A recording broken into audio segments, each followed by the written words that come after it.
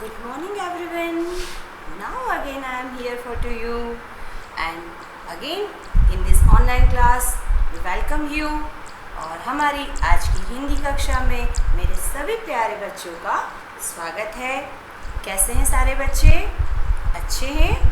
बहुत बढ़िया बात है और मेरी प्रार्थना है ईश्वर से कि आप ऐसे ही अच्छे और स्वस्थ रहें और हम लोग ऐसे ही साथ में अपने ज्ञान को बढ़ाते रहें। ओके, तो आज हम लोग फिर से क्या करने वाले हैं बेटा? आज हम फिर से अपना पाठ 4 संज्ञा जो हम लोगों ने पिछली कक्षा में समाप्त किया था उसे हम आगे बढ़ाएंगे। तो आप सभी को याद है हम लोगों ने अपना संज्ञा वाला पाठ कहाँ पे छोड़ा था? याद कीजिए, हमने सिर्फ संज्ञा की परिभाषा समझी थी कि संज्ञा किसे कहते हैं, है ना। हमने आपको बताया था कि किसी व्यक्ति का नाम या फिर किसी वस्तु का नाम या फिर किसी जगह का नाम या किसी भी वस्तु व्यक्ति या आपके मन में जो भाव होते हैं उसके लिए हम जो शब्द यूज़ करते हैं उस नाम को हम लोग संज्ञा कहते हैं। जैसे चेरी, अथर्व, विवान, है ना, शौर्य, ये सब क्या है? नाम है। ये पर्टिकुलर किसी न किसी व्यक्ति के नाम है, इसको भी हम संज्ञा कह सकते हैं। फिर मान लीजिए कोई वस्तु है, जैसे ये बोर्ड है, आपके पुस्तक है, जैसे ये एक रुमाल है ना, ये सारी वस्तुओं के भी नाम होते हैं। इस नाम को ही हम लोग क्या कहते हैं? संज्ञा कहते हैं। फिर जैसे कोई स्थान होता है, जैसे ये कक्षा है, वहाँ आपका घर है, आप घर में बैठे हो ना, घर है, मंदिर है, ये सब क्या है? प्लेसेस हैं। तो स्थान को बताने के लिए भी हम लोग जो शब्द या नाम प्रयोग करते हैं उसे हम लोग संज्ञा कहते हैं। किसी अच्छी चीज़ को देखकर आपके मन में हंसी आती है या कोई किसी को रोता देखकर आपके मन में रोने का भाव आता है, तो उसको बताने के लिए भी हम जो एक शब्द प्रयोग करते हैं उस नाम को भी हम लोग संज्ञा कहते हैं। यानी बहुत आसान से शब्दों में हम ये कह सकते हैं बेटा कि किसी व्यक्ति, वस्तु, स्थान, भाव, प्राणी के नाम को संज्ञा कहते हैं। हम पुनः दोहरा रहे हैं बेटा कि दुनिया में हर चीज़ का, हर वस्तु का कोई ना कोई नाम होता है और नाम को ही हम संज्ञा कहते हैं। बिना नाम के तो कुछ होता ही नहीं है। अगर आपके मन में कोई बात उठती है उसको बताने के लिए आप कोई सा भी नाम तो प्रयोग करोगे ना, क्योंकि वो भाव किसी न किसी से जुड़ा हुआ है। उससे जुड़े हुए भाव को बताने के लिए आप जो भी नाम वाला शब्द प्रयोग करते हैं उसे हम लोग संज्ञा कहते हैं। फिर हमने बदला था कि संज्ञा के 5 भेद होते हैं। संज्ञा के 5 भेद क्यों होते हैं? क्योंकि जिस तरह हमारी दुनिया में डिफरेंट अलग अलग तरह के नाम हैं, उसी तरह उन नामों को हम एक ही कैटेगरी में तो नहीं रख सकते हैं। इंसान में और वस्तु में अंतर होता है, उसी प्रकार किसी वस्तु में और किसी जगह में अंतर होता है। तो उस अंतर को ही अलग तरह से बताने समझाने के लिए हमने क्या करा है कि सारे नामों को हमने क्या करा? 5 कैटेगरी में डिवाइड कर लिया। अब देखिए बेटा, संज्ञा जो है, संज्ञा के भेद हम पता कर लेते हैं, है ना, संज्ञा के भेद। अब संज्ञा का पहला भेद कौन सा होता है? व्यक्तिवाचक। व्यक्तिवाचक जो संज्ञा होती है, दूसरा होता है जातिवाचक, तीसरा होता है भाववाचक, है ना, चौथा होता है हमारा कौन सा? कोई बताएगा? द्रव्यवाचक, और अंतिम वाला इसका भेद होता है हमारा समुदायवाचक या समूहवाचक। समुदाय और समूह एक ही शब्द है बेटा। अब इसको हम बहुत छोटे रूप में आपको एक्सप्लेन करते हैं। व्यक्तिवाचक संज्ञा, व्यक्तिवाचक संज्ञा हम उन शब्दों को कहते हैं जिनसे कि हमको किसी एक विशेष व्यक्ति या किसी एक विशेष वस्तु या किसी एक विशेष स्थान के नाम का पता चलता है बेटा, है ना। मान लीजिए मैंने कहा, इसको हम उदाहरण से समझा दें आपको। देखिए, जैसे आपने कहा जवाहरलाल नेहरू, है ना? ये एक व्यक्ति का नाम है और ये नाम जिस व्यक्ति का है ये हमेशा उसी का रहेगा। आप या मैं जवाहरलाल नेहरू नहीं हो सकते हैं, क्योंकि ये नाम सिर्फ और सिर्फ उस विशेष व्यक्ति के लिए ही थे, है ना? जैसे अगर हम चाहें कि चेरी का नाम मैं अथर्व कर दूं, या अथर्व का नाम मैं खुशी कर दूं, खुशी का नाम मैं अनन्या कर दूं, तो मैं चाहे जितनी बार भी वो नाम पुकारूंगी ना, वो व्यक्ति खड़ा नहीं होगा। क्या कहेगा, मैम ये मेरा नाम नहीं है तो मैं क्यों खड़ा हूँ? यानी कि वो नाम उस विशेष व्यक्ति के लिए है, तो उसका नाम क्या हो जाता है? व्यक्तिवाचक। उसी तरह मान लीजिए खरगोन है। खरगोन क्या है? एक शहर है। लेकिन जब मैंने कहा खरगोन, मतलब मैं खरगोन में रहती हूँ, मैं इंदौर में नहीं रहती हूँ, मैं जबलपुर में नहीं रहती हूँ, मैं भोपाल में नहीं रहती हूँ, मैं अमेरिका में नहीं रहती, मैं खरगोन में रहती हूँ। मतलब मैं जिस जगह पर रहती हूँ वो एक शहर है, वो किसी एक देश का शहर है, लेकिन मैं खरगोन में रहती हूँ। उन शहरों में भी एक स्पेशल शहर है जिसका नाम खरगोन है और मैं वहाँ रहती हूँ। तो ये जो वाला शब्द है या जो नाम है वो क्या हो जाता है? व्यक्तिवाचक हो जाता है। कोई वस्तु का नाम आप जैसे ले लीजिए, कोई स्थान का नाम जैसे आप ले लीजिए, हिमालय है ना? हिमालय पर्वत है, वो भी पर्वत है, एवरेस्ट भी पर्वत है, कंचनजंगा भी पर्वत है, लेकिन उन पर्वतों में कुछ डिफरेंस है, कुछ उनकी अलग अलग विशेषताएं हैं और उसी की वजह से उन सारे पर्वतों को एक अलग अलग नाम दिया गया है।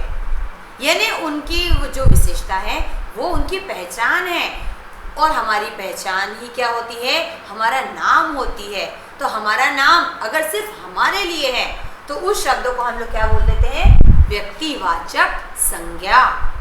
जैसे मैंने अभी बोला कि मान लीजिए आप बोलते हैं हिंदी की पुस्तक, यानी कि पुस्तकें बहुत सारी, लेकिन उसमें से मैं कौन सी पढ़ रही हूँ? हिंदी की पुस्तक पढ़ रही हूँ, है ना? मैं कलम से लिखती हूँ, वस्तुएं बहुत सारी, लेकिन मैं लिखने का काम किससे कर रही हूँ? कलम से लिख रही हूँ, है ना? मान लीजिए लाल, ये क्या है? मैम ये तो एक रंग है, लेकिन रंग तो बहुत सारे। मेरी ड्रेस का रंग कैसा है? लाल है। तो लाल शब्द क्या हो गया है बेटा? हमारा व्यक्तिवाचक संज्ञा हो गया है। उसी तरह से और भी कई शब्द होते हैं, जैसे आप लिख सकते हैं कि टेबल है, मेज है ना? आपकी मेज मतलब टेबल, हिंदी में उसे मेज कहते हैं। मेज लिखने के लिए यूज होती है और कुर्सी बैठने के लिए होती है ना? लेकिन अगर मैंने कहा फर्नीचर में सब आ गए, लेकिन मैंने कहा फर्नीचर की दुकान पे जाकर कि मुझे मेज चाहिए, मुझे टेबल खरीदना है, तो वो मुझे सिर्फ टेबल दिखाएगा, वो मुझे ऑल फर्नीचर नहीं दिखाएगा। लेकिन अगर मैंने कहा कि मुझे फर्नीचर खरीदना है तो वो क्या करेगा? मुझे टेबल, कुर्सी, पलंग, अलमारी सब दिखाएगा। आप बताइए आपको इसमें से क्या खरीदना है? लेकिन मेज खरीदने के लिए, टेबल खरीदने के लिए मुझे फर्नीचर की दुकान पे जाना पड़ेगा, है ना? फर्नीचर यानी कि लकड़ी से बनी हुई वस्तुओं की दुकान, ओके? जहाँ पर शॉप होती है उसे हम कहते हैं फर्नीचर शॉप। सेकेंड है हमारा जातिवाचक। जातिवाचक जिन शब्दों से हमें किसी वस्तु या प्राणी की पूरी जाति का पता चलता है। कैसे? अभी हम आपको बता देते हैं। गुलाब एक फूल है ना? मुझे गुलाब पसंद है, लेकिन अगर मैं कहूँ कि मुझे फूल पसंद है, अब फूल में क्या हो रहा है? कौन सा वाला फूल पसंद है? कोई सा भी फूल पसंद हो सकता है, चंपा, चमेली, कमल का फूल, लिली का फूल, गेंदे का फूल। लेकिन मैंने कहा कि मुझे गुलाब पसंद है, यानी मैंने एक पर्टिकुलर, एक स्पेशल नाम बोला है। तो फूल शब्द जो है वो पूरा का पूरा फ्लावर्स का जो ग्रुप होता है, जो उनकी पूरी जाति है, उसको शो कर रहा है। इसलिए ये शब्द कैसा हो गया? हमारा जातिवाचक हो गया।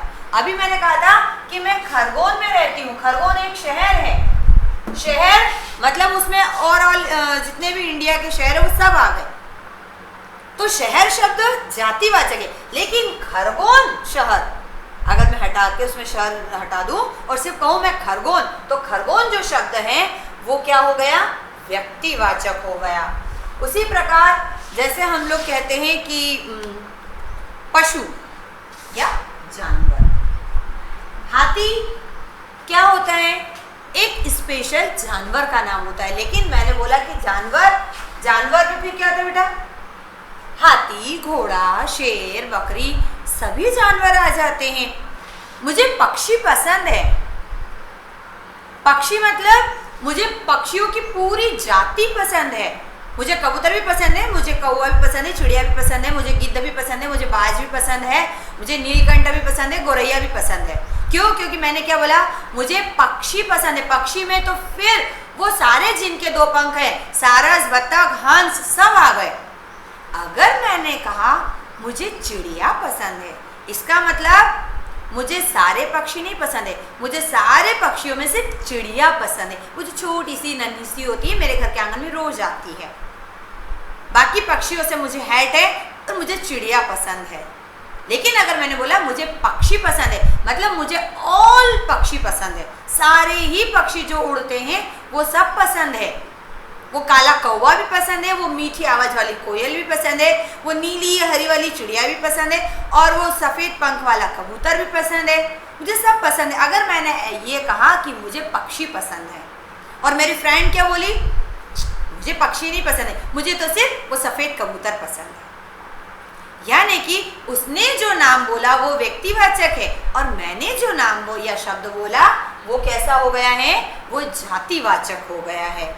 ओके, आगे बढ़ते हैं। फिर आपका है भाववाचक बेटा। भाववाचक जब हमें किसी प्राणी, वस्तु, स्थान, गुण, उसके दोष या भाव के बारे में पता चलता है, उस शब्द को हम कहते हैं भाववाचक। जैसे देखिए बेटा, कोई लड़की लंबी है तो उसके अंदर कौन सा भाव होता है, लंबाई का भाव होता है। मुझे मिठाई पसंद है तो मिठाई में कौन सा भाव आ गया है, मिठास का भाव है ना भाई। जिन संज्ञा शब्दों से हमें किसी भी व्यक्ति, प्राणी, वस्तु, स्थान की भाव का पता चलता है। भाव मतलब वो वाला भाव नहीं, भाव मतलब उसके अंदर की प्रवृत्ति, उसका नेचर, उसका व्यवहार। मोटे लड़के में मोटापा होता है, बच्चे में बचपन होता है, तभी तो उसे बच्चा कहते हैं, और बूढ़े लोगों का बुढ़ापा होता है ना। जवान लोगों में जवानी का भाव होता है। उसी तरह देखिए, खट्टी चीज़ों में खटास होती है और मीठी में मिठास होती है। वीर लोगों में वीरता होती है, वीरता नहीं होगी तो उनमें वीरपन कैसे आएगा, या वो वीर कैसे कहलाएंगे।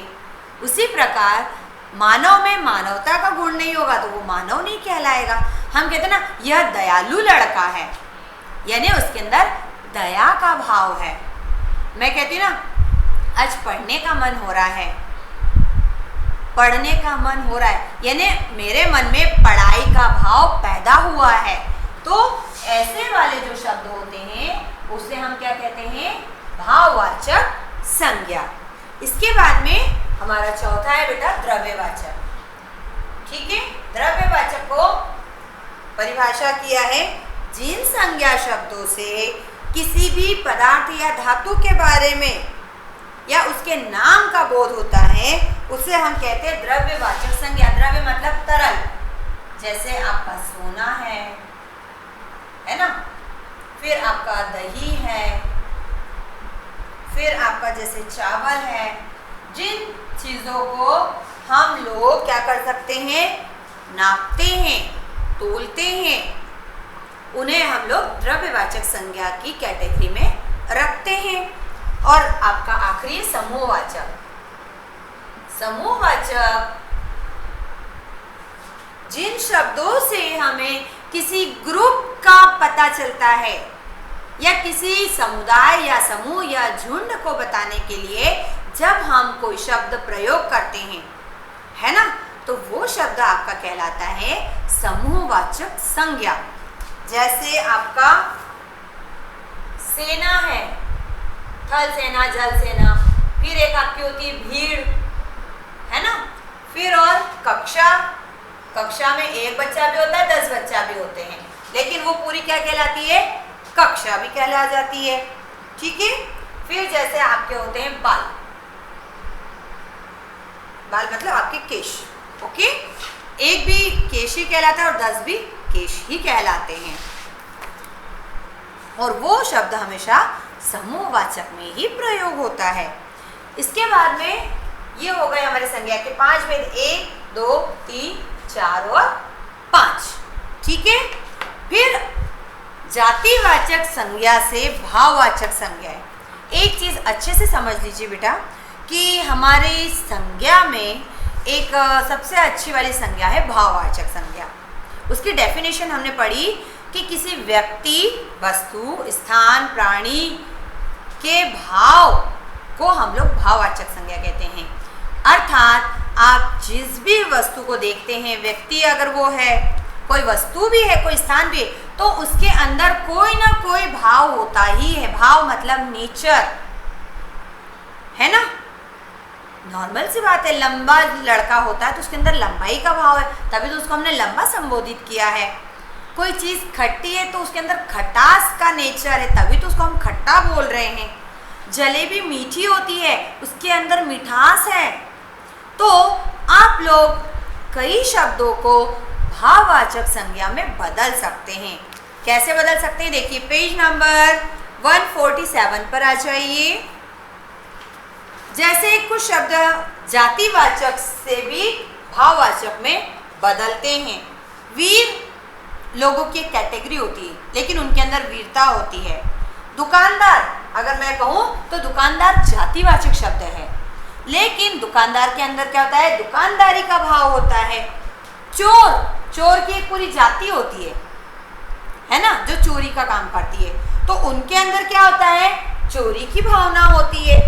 उसी प्रकार कोई व्यक्ति अगर नम्र है ना, नम्र लोग एक कैटेगरी में आते हैं, सभी लोग नम्र नहीं होते हैं, तो उनके अंदर नम्रता का भाव आ जाता है।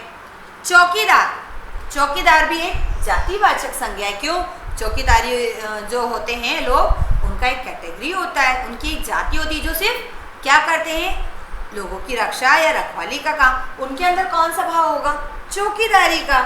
लड़का, उसके अंदर लड़कपन होता है। उसी तरह कायर लोगों की भी एक जाति होती है। मैंने कहा ना कि तुम सब कायर हो, अर्थात उसमें वो लोग आते हैं जो कायर होते हैं। दुनिया के सारे लोग नहीं आते हैं, क्योंकि कुछ लोग वीर होते हैं, कुछ बहादुर होते हैं, लेकिन उन कायर लोगों के अंदर कौन सी भावना होती है, कायरता की।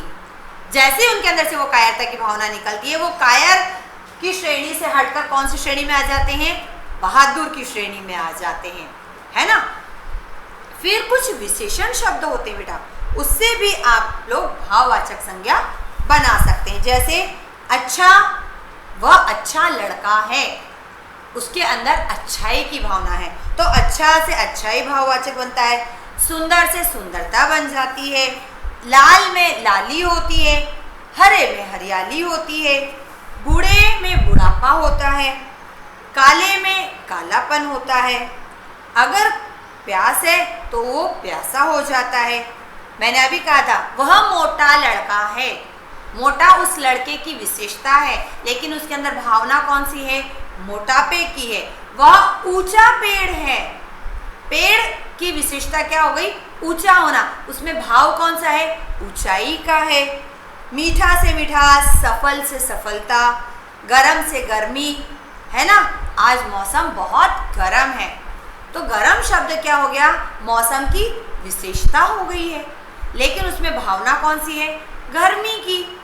फिर कुछ भाववाचक संज्ञाएं सर्वनाम से भी बनती हैं। जैसे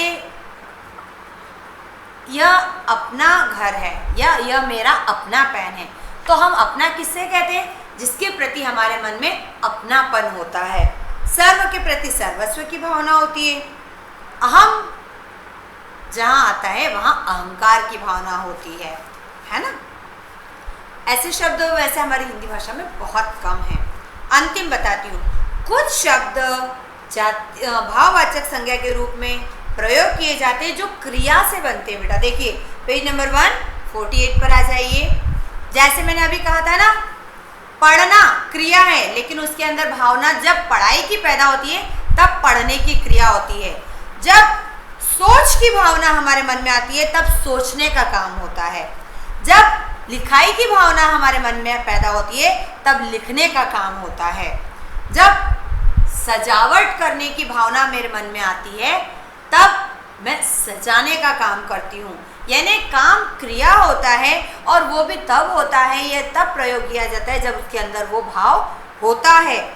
जैसे लिखना क्रिया है लेकिन उसके अंदर भाव क्या है, लिखाई का। तो हमारे लिए कई बार क्रिया वाले शब्दों को भी हम भाववाचक संज्ञा में बना सकते हैं या बदल सकते हैं। ठीक है, अब हम इसे यहाँ से हटा रहे हैं और हम लोगों ने क्रिया, भाववाचक संज्ञा, विशेषण से भाववाचक संज्ञा, संज्ञा के अलग अलग भेद के बारे में जो कुछ भी पढ़ा है उसके आधार पर हम अपनी एक्सरसाइज शुरू कर रहे हैं बहुत सरल शब्दों में।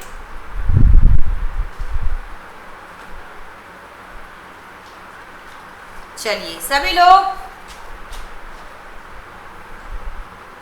Writing page number 148 and 149.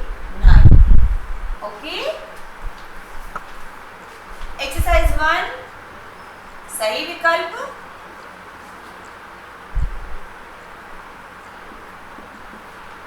क वाला वाक्य देखिए बेटा, गुलाब शब्द में कौन सी संज्ञा है। क्योंकि गुलाब जो है बेटा वह एक नाम है और एक विशेष फूल का नाम है, तो वो क्या हो जाएगा, हमारा व्यक्तिवाचक संज्ञा हो जाएगा। तो व्यक्तिवाचक स के ऊपर टिक कर लीजिए। ख वाला वाक्य देखिए, चेन्नई शब्द में कौन सी संज्ञा है। फिर से वही क्वेश्चन, चेन्नई एक विशेष शहर का नाम है, तो ये हमारी कौन सी संज्ञा हो गई, ब वाला विकल्प, व्यक्तिवाचक संज्ञा, व्यक्तिवाचक संज्ञा है ना। टिक कर लीजिए। ग वाला वाक्य देखिए बेटा, बुढ़ापा शब्द में कौन सी संज्ञा। अब यहाँ शब्द दिया है, क्योंकि हमने पहले बोला था बुढ़ापा एक भाव होता है, तो हमारे लिए सही विकल्प क्या हो गया है, भाववाचक संज्ञा। घ दही शब्द कौन सी संज्ञा है, दही लिक्विड है तो द्रव्यवाचक हो गया, दही द्रव्यवाचक संज्ञा। अंतिम अंग है देखिए, सेना, यानी कि एक पूरा समूह है। इस शब्द में कौन सी संज्ञा है। हमें पता है कि सेना हमेशा कैसी होती है, समूह में होती है, तो यह कौन सी संज्ञा हो गई है, समूहवाचक संज्ञा। सही का निशान लगा लीजिए बेटा सभी। इसके बाद हम लोग अगली एक्सरसाइज कर रहे हैं।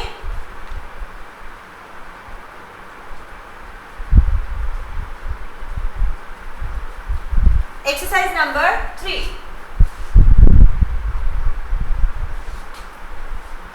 उचित संज्ञा शब्द रिक्त स्थान भरना है ना, खाली स्थान भरिए। क वाक्य हम पढ़ रहे हैं, देखिए आपको कुछ ऊपर विकल्प दिए गए हैं रिक्त स्थान के लिए। पर्वत, हिंदी, भारतवर्ष, भगवत गीता 4 दिए हैं और हमें पहला वाक्य क्या दिया, हिमालय संसार का सबसे ऊंचा रिक्त स्थान है। क्या है, हिंदी है क्या, नहीं, वो तो हिमालय है, एक प्लेस है, तो वो क्या है, पर्वत है ना, क्योंकि वो भारतवर्ष भी नहीं हो सकता और भगवत गीता तो बिल्कुल भी नहीं हो सकता है। हमें अपने आप पता है कि वो एक माउंटेन है। सेकंड वाला वाक्य सुनिए बेटा, हमारे देश का नाम रिक्त स्थान है, हिंदी है कि पर्वत है कि भगवत गीता है हमारे देश का नाम, भारत वर्ष। सभी बच्चों को अच्छे से पता है कि हमारे देश का नाम क्या है ना। तीसरा वाक्य, रिक्त स्थान हमारी राष्ट्रभाषा है। याद कीजिए पिछले वाले अध्याय में हमने पढ़ा था हमारी राष्ट्रभाषा कौन सी है, हिंदी। Very good. रिक्त स्थान हिंदुओं का पवित्र ग्रंथ है। ग्रंथ का यानी कि एक पुस्तक का नाम जो क्या है, भगवत गीता।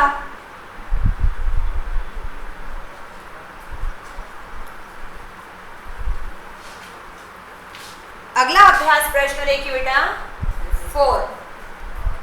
आपको वाक्य के सामने सही अथवा गलत का चिन्ह लगाना है। तो क वाला वाक्य देखिए हम पढ़ रहे हैं, सभी लोग ध्यान से सुनेंगे क्योंकि सही या गलत का निशान लगाने के लिए उस वाक्य को पढ़ना और उसको समझना जरूरी होता है। देखिए बेटा पहला वाक्य है हमारा, संसार में प्रत्येक वस्तु का नाम होता है। सही बात है, हाँ, संसार में प्रत्येक वस्तु का नाम होता है। दूसरा वाक्य, नाम को संज्ञा नहीं कहा जाता। तो गलत बात है, नाम को ही तो संज्ञा कहते हैं। तो दूसरा वाक्य गलत का निशान लगा दीजिए। तीसरा वाक्य ध्यान से सुनिए बेटा, नदी, फल, फूल, पर्वत जातिवाचक संज्ञा है। हाँ, क्योंकि इनके द्वारा हमें इनकी जाति का पता चलता है। तो यह वाक्य हमारा कैसा है, सही है। घ, दूध, दही, पानी भाववाचक संज्ञा है क्या? कैसे हो सकता है? ये तो वस्तुएं हैं, इनके अंदर हम कोई सा भाव ढूंढने भी जाएंगे तो कैसे ढूंढेंगे? गलत, क्योंकि ये तो द्रव्यवाचक संज्ञा है ना। अंतिम, रामायण, बाइबिल व्यक्तिवाचक संज्ञा है। हाँ, क्योंकि ये कुछ विशेष पुस्तकों के नाम है, इसलिए ये कैसा है, व्यक्तिवाचक संज्ञा है। अब सभी छात्र शीघ्रता से इस कार्य को अपनी पुस्तक में कर लें। इसके पश्चात हम प्रश्न उत्तर लिखेंगे।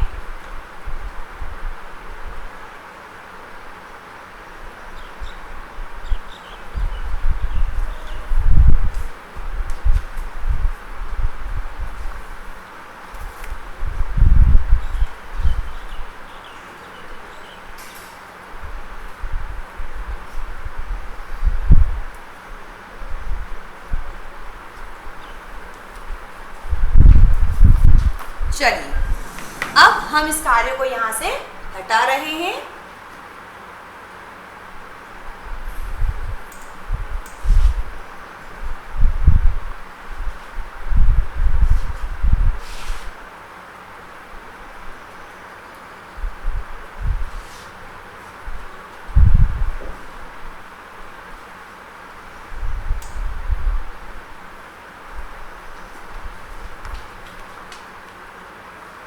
अब इसके बाद में बेटा हम अपना अभ्यास प्रश्न 2 करेंगे, जो कि क्या है, प्रश्न उत्तर। एक्सरसाइज नंबर 2, प्रश्न उत्तर।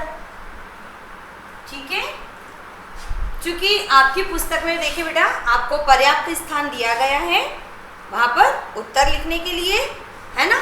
तो हम प्रश्न नहीं लिख रहे हैं, हम सीधे उत्तर लिख रहे हैं, लेकिन आप सही प्रश्न के सामने ही सही उत्तर लिखिएगा। ठीक है, पहला प्रश्न है हमारा क वाला, उत्तर नंबर क। संज्ञा की परिभाषा दीजिए। सबसे सरल वाला प्रश्न, क्योंकि यह हमारा पाठ है और पाठ में सबसे पहले क्या होता है, उस मुख्य विषय की परिभाषा आती है। तो हम क्या लिख देते हैं, किसी व्यक्ति, वस्तु, स्थान, प्राणी या भाव के नाम को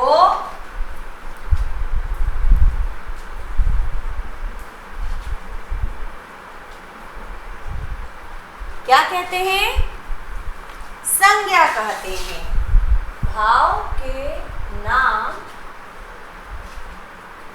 को संज्ञा कहते हैं। क्योंकि हमने परिभाषा लिखी है तो हम उदाहरण भी लिखेंगे। उदाहरण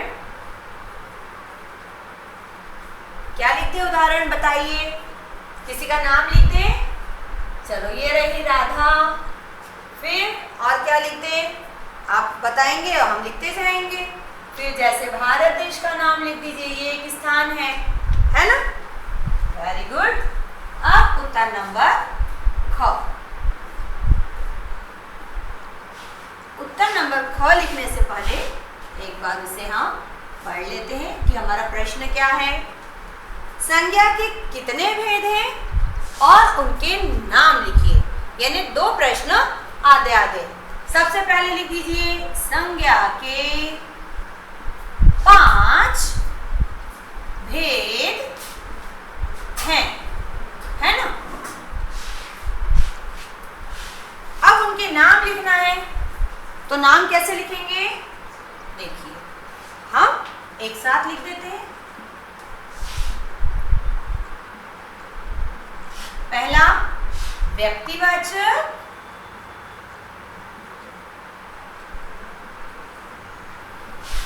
दूसरा जातिवाचक, तीसरा भाववाचक,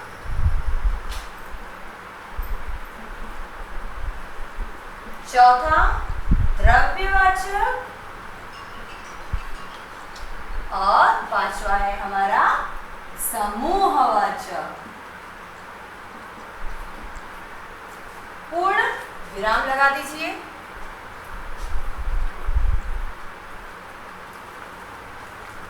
सभी बच्चे सुंदर और छोटे अक्षरों में अपना लेखन का कार्य अपनी पुस्तक में करेंगे। कार्य हमेशा ऐसा करना है बेटा कि दोबारा जब आप भी उसे पढ़ें तो आपको वो अक्षर या शब्द समझ में आए। ऐसा ना हो कि हम लिखें और भगवान उन्हें आकर पढ़े, है ना? टीचर तो पढ़ लेंगे, लेकिन आप स्वयं भी जब अपनी पुस्तक को खोलो तो उन शब्दों को आप पढ़ सको। इतना कम से कम सुंदर लेखन करना चाहिए हमें, है ना? चलिए, उत्तर नंबर ग। उत्तर नंबर ग के लिए प्रश्न देखिए बेटा, हमारा क्या है? व्यक्तिवाचक संज्ञा किसे कहते हैं? व्यक्तिवाचक संज्ञा के लिए हम अब उत्तर लिखते हैं, अर्थात हम उसकी परिभाषा लिखेंगे। जिस शब्द से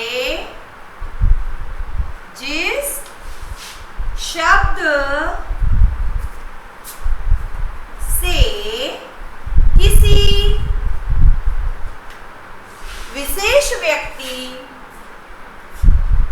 विशेष व्यक्ति, वस्तु, स्थान के नाम का बोध होता है,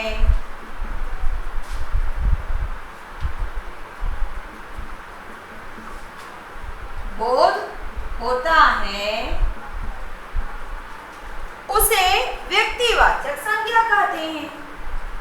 उसे व्यक्तिवाचक संज्ञा कहते हैं।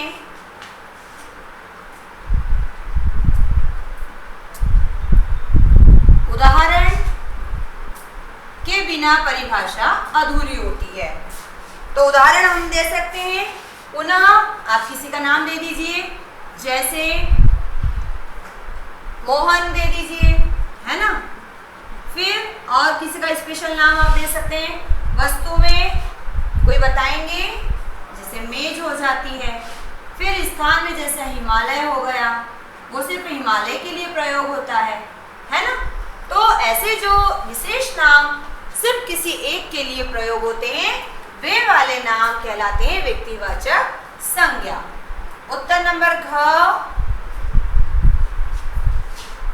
जब भी आप कुछ लिखें बेटा तो उसे लिखने के बाद एक बार अवश्य पढ़कर देखें कि हमें हमारा लिखा हुआ ही पढ़ने में योग्य है या नहीं, पढ़ते बन रहा है या नहीं, है ना। वरना हमने लिख तो लिया जैसे तैसे और बाद में हमें ही नहीं समझ में आ रहा है।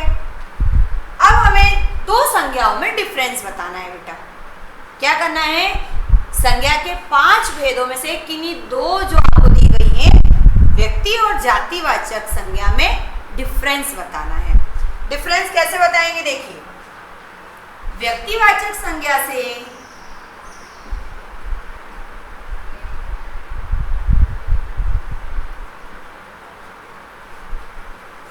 किसी विशेष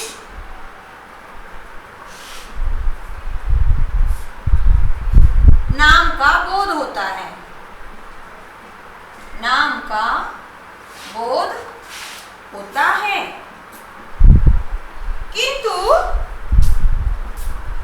जातिवाचक संज्ञा से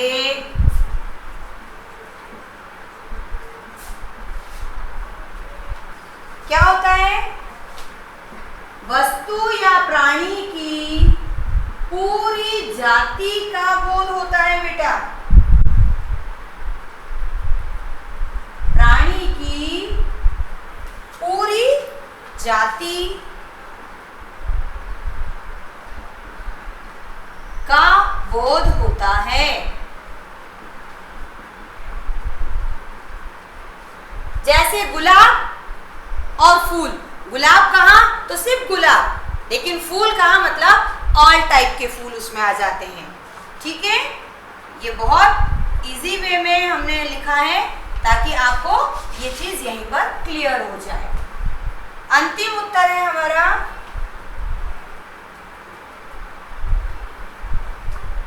समूहवाचक संज्ञा किसे कहते हैं। सबसे आसान, जिन संज्ञा शब्दों से या जिन शब्दों से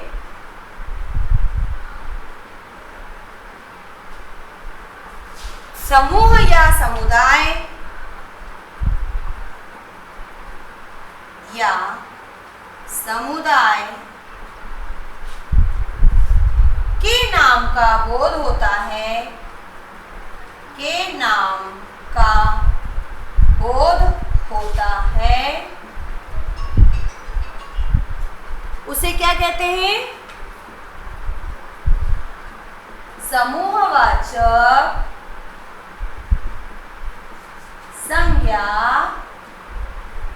कहते हैं।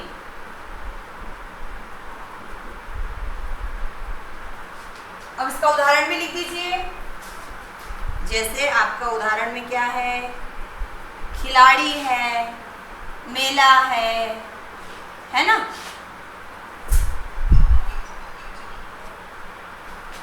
ये पूर्ण विराम। तो इस प्रकार हमने अपने संज्ञा वाले पाठ के आधार पर अपने आज के सारे अभ्यास प्रश्न यहाँ पर पूर्ण किए हैं।